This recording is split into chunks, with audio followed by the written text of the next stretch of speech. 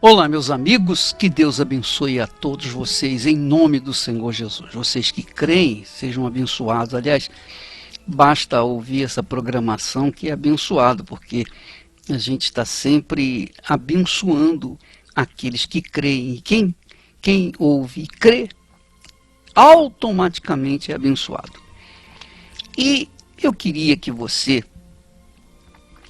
aprendesse os segredos da fé. A fé tem seus segredos, tem seus mistérios. E nós temos falado durante essa semana sobre esses mistérios, os mistérios da fé. E você sabe que a fé é vida. A fé é poder. A fé é vida. Porém, a fé só é poder e somente traz vida quando ela é exercitada, quando ela é manifestada, quando ela é agida.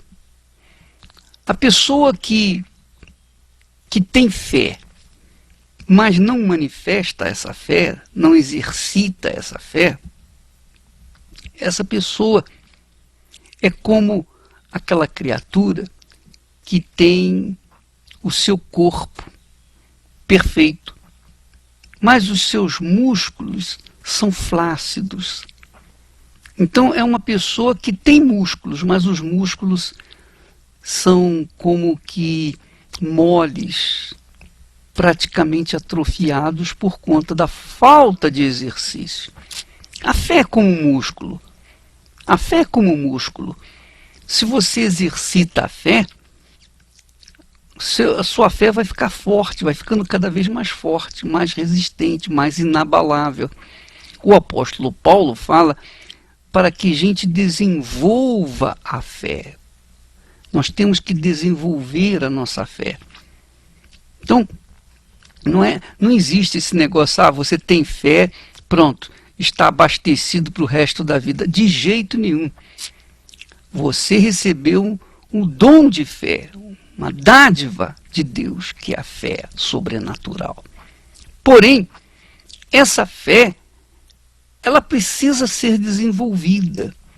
E o seu desenvolvimento vem através das lutas. Ninguém, absolutamente ninguém cresce ou desenvolve a sua fé sem lutas, sem problemas, sem encontrar dificuldades. São as dificuldades, são os problemas, as tribulações que nos anima, quer dizer, anima a nossa fé. A gente não gosta de tribulação, é claro. A gente não gosta de problemas. A gente quer paz. Só que na paz, a fé fica inerte. É igual soldado sem guerra. O jeito é soldado, vai para o quartel, pega na arma, faz exercício de arma, etc. Mas se ele não luta, ele fica até desanimado. Ele vai para o quartel, vai sem aquela força, porque ele sabe que não vai fazer nada, que não vai lutar, que não vai usar a sua ferramenta ou as suas armas.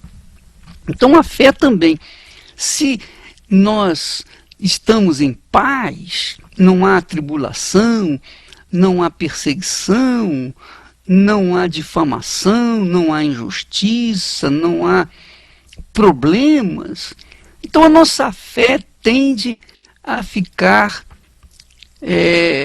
estática, parada, estagnada, como água estagnada. E aí só serve para gerar um dengue, né? Um mosquito da dengue. Minha amiga, meu amigo, a fé é vida, a fé é força, é poder, é o poder de Deus dentro de nós. Só que esse poder tem que ser exercitado. tem que ser manifestado. É a mesma coisa que o amor. É a mesma coisa que o amor. O amor é em relação às pessoas. A fé é em relação a Deus. Então você ama uma pessoa. Então se você realmente ama essa pessoa, e ela também ama você, o que acontece? Vocês se casam, se comprometem. Os dois vão lutar juntos, os dois vão construir juntos a sua casa, o seu lar. Os dois vão sacrificar juntos por causa do amor. Quer dizer, o amor exige atividade, não é?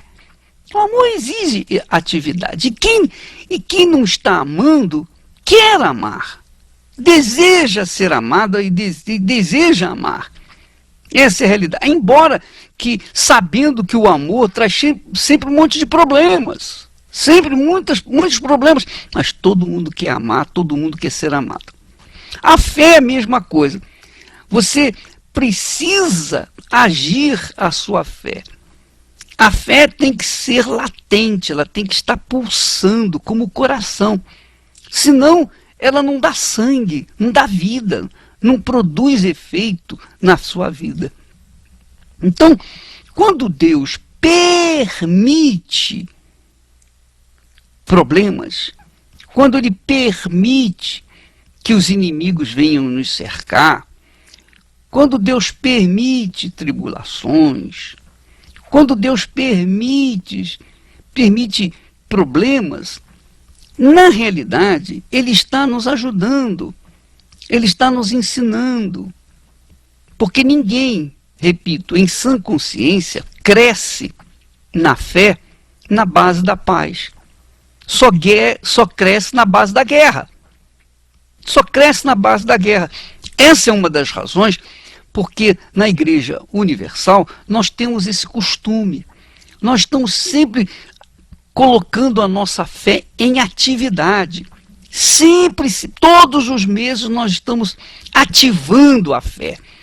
Quer dizer, a fé universal é uma fé latente, que produz vida, que exercita, que foge à paz. É isso mesmo, foge da paz. Porque ela sabe, nós sabemos que a paz só nos traz problemas pessoais. Você verifica, por exemplo, na Bíblia nós temos exemplos clássicos de pessoas que estavam na guerra, que estavam na fé, e por conta de entrarem no sistema da paz, acabaram caindo em pecado. Foi o caso de Davi. Davi, ele era rei de Israel. Então, quando os seus comandados falaram para ele, olha, rei, não é bom que o senhor saia à guerra conosco, porque nós vamos à guerra e o senhor vai lutar. Vai lutar orientando, mas o senhor vai ficar no palácio. Então Davi achou boa ideia. E quando ele ficou no palácio, sem lutar, sem enfrentar os seus inimigos, então foi aí que ele viu Betsabá e se apaixonou por aquela mulher que veio se tornar um grande problema para Davi. Um enorme problema para Davi.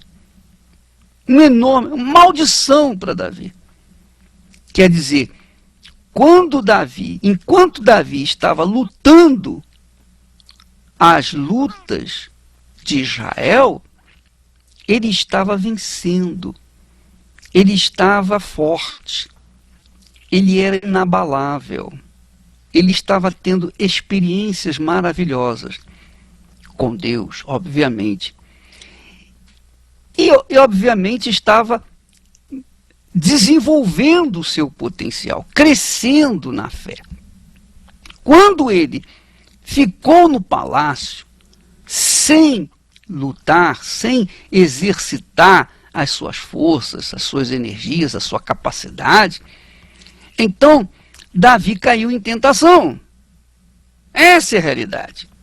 Então, graças a Deus pelos problemas. É por isso que o apóstolo Paulo fala sobre isso, que nós devemos dar graças a Deus por tudo que ele nos tem feito Mas também devemos dar graças a Deus pelas tribulações, porque as tribulações produzem perseverança, e a perseverança é esperança.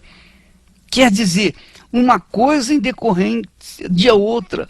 Você que me ouve nesse momento está vivenciando problemas difíceis na sua vida, problemas graves, em crise. Você está em crise. Eu também tive muitas crises e continuo vivendo em problemas. Porém, os problemas que nós vivenciamos só ativa mais a força que há dentro de nós, que é a fé. Exercita a nossa fé. Então, você, minha amiga e meu amigo, fique satisfeito com essas lutas que você está travando. Isso é bom para você. Só faz bem a você. Só produzem efeitos positivos na sua vida. Você só vai ver isso lá na frente. Agora você não vê isso. Agora você chora, você geme, você urra, você sofre. Mas quando passarem essas lutas, esses problemas, quando daqui a um tempo, você vai olhar para trás e falar, puxa vida, foi bom mesmo ter passado por problemas. Foi bom. Olha só que aquele problema, ou aqueles problemas que eu estava passando, vivenciando, me deram essa experiência. Hoje eu sei por que eu estava passando aquilo. E Deus me ensinou através daqueles problemas. Quer dizer, você, eu, cada um de nós cresce na graça de Deus, no conhecimento de Deus, com as lutas, com os problemas. Ninguém cresce na base do conhecimento de Deus. Olha, você pode ler a Bíblia e saber a Bíblia de trás para frente, de cor e salteado. Você pode ter muitos conhecimentos, mas você jamais vai crescer espiritualmente através de conhecimentos. Você só vai crescer espiritualmente quando você enfrentar problemas. Problemas. Essa é a realidade. Tribulações. Quer dizer, o crescimento que eu tenho tido, que eu tive até hoje, foi na base do porrete, foi na base do cacete, foi na base das tribulações, dos problemas. Não foi a direção do Espírito Santo que me fez crescer, não. O Espírito Santo não dá crescimento. O Espírito Santo dá direção, instrução. Ele instrui, ele orienta na hora do problema, da situação difícil. Então, é preciso que você tenha esse conhecimento, esse discernimento. Os problemas que nós os passamos para o nosso bem. E Paulo, que foi um exemplo disso, ele chega ao ponto de dizer, olha, tudo coopera para o bem daqueles que amam a Deus. Tudo. Por quê? Porque ele sabia, ele tinha conhecimento disso. Ele tinha conhecimento de fatos que ele tinha passado, problemas, traições no meio deles, né, no meio dos apóstolos. Ele teve muitos problemas, dentro de casa como fora de casa. E ele cresceu, ele desenvolveu o seu potencial. E ele foi amadurecendo por conta desses problemas. E é óbvio que ele tinha razão de sobra para dizer tudo coopera para o bem daqueles que amam a Deus. Então tudo que você está passando aí é bom para você, é para o seu bem, com certeza, tá bom? Agora, então bispo, eu estou passando por esses problemas, eu não vou orar, eu não vou jejuar, eu não vou lutar, eu não vou... Não, é justamente para isso. Os seus problemas, eles vêm para você ativar a sua fé e lutar, reagir, para que a sua fé esteja sempre latente, sempre na crista da onda, para que você não venha a se afogar nas dúvidas. Vamos falar com Deus.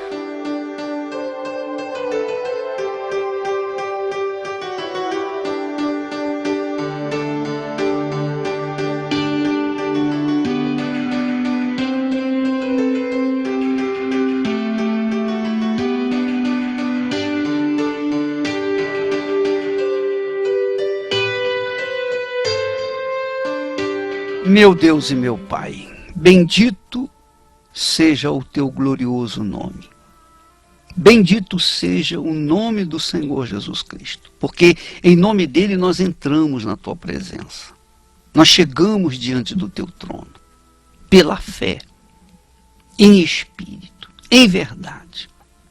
Meu Pai, eu te louvo e agradeço pelas tribulações, pelas lutas, pelas dificuldades, pelas perseguições, pelas injustiças.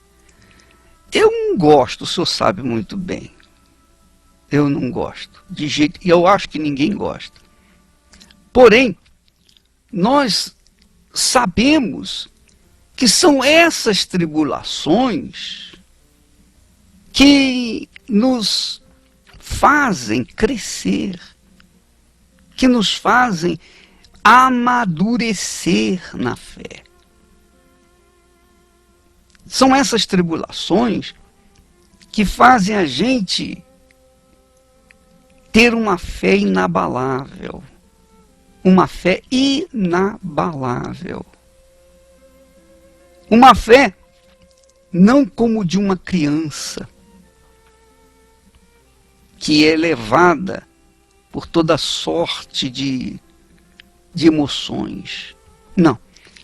Uma fé inabalável envolve a razão, a inteligência, envolve paciência, perseverança, envolve atitudes. E eu sei que neste momento, enquanto eu falo contigo, há pessoas vivenciando problemas que dizem é verdade. Eu também não gosto, não. Eu também não gosto. Eu odeio essa situação. Mas elas fazem-nos crescer no conhecimento teu, amadurecer a nossa fé, para que ela não seja permanentemente infantil. Ó soberano de Israel, tu és soberano em sabedoria. E o Senhor, tudo que o Senhor faz é perfeito, perfeitíssimo.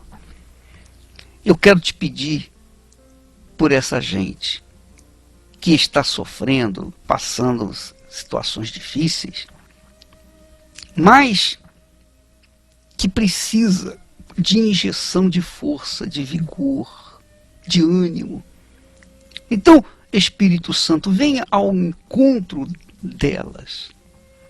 Não apenas para confortar, mas também para animar, para levantá-las, erguê-las, para que elas venham assumir a postura de guerreiros de Deus, de soldados de Deus, a postura de combatentes, a fim de que venham tomar posse a cada momento, a cada dia, do reino dos céus. Sejam abençoadas essas pessoas, sejam prósperas, sejam vitoriosas, em nome e para a glória do Senhor Jesus Cristo. E quem crê, diga amém. E graças a Deus.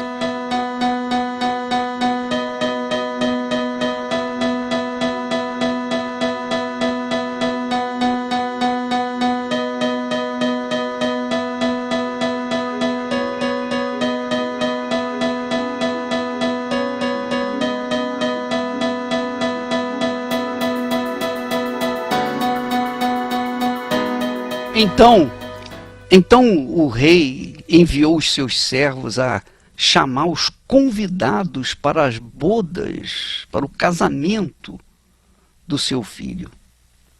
Mas os convidados não quiseram vir. E o rei insistiu, dizendo: não, eu já preparei o meu banquete, os meus bois e cevados já foram abatidos, está tudo pronto, vinde para as bodas. Mas eles disseram: não, nós estamos com problemas, nós precisamos fazer isso, fazer aquilo. e se escusaram daquele convite do rei. Minha amiga, meu amigo, presta bastante atenção no que eu vou lhe dizer. Os servos do rei hoje estão por aí, diariamente, convidando pessoas para as bodas do rei, do filho do rei neste domingo. Se você for convidado por alguém, não diga não. Não dê desculpas, porque esse servo, essa serva que está lhe convidando, foi enviado do próprio rei. E se você não vir, se você não aceitar o convite, então você estará ofendendo ao rei. E o rei está vendo. O rei está vendo. O rei está vendo tanto os seus servos convidando, quanto você que está rejeitando ou não.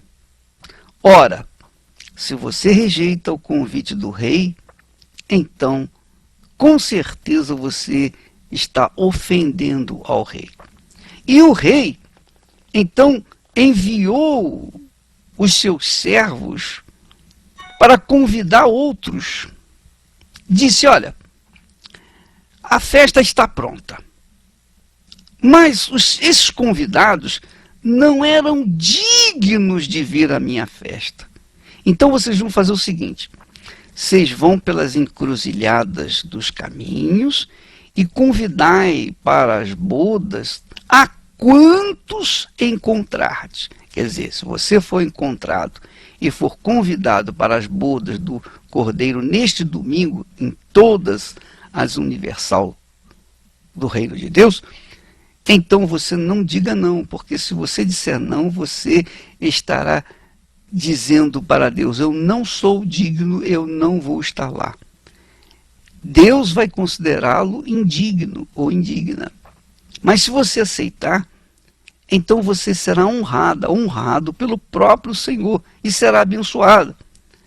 Porque disse, ou melhor, os servos saíram pelas estradas, reuniram todos os que encontraram, bons e maus. Eles reuniram bons e maus. Mas a sala do banquete ficou repleta de convidados, que era a vontade do rei. Era a vontade do rei.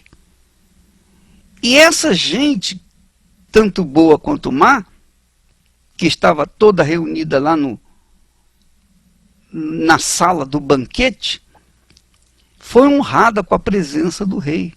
Foi abençoada com a presença do rei. É o que vai acontecer neste domingo em todas as Universal. As pessoas que vierem serão honradas com a presença de Deus e vão participar do cálice sagrado.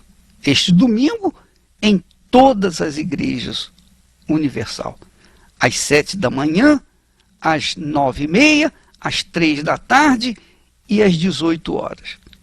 Você que está sendo convidado, minha amiga, meu amigo, saiba que esse convite veio diretamente do trono de Deus para você. E cabe a você aceitar.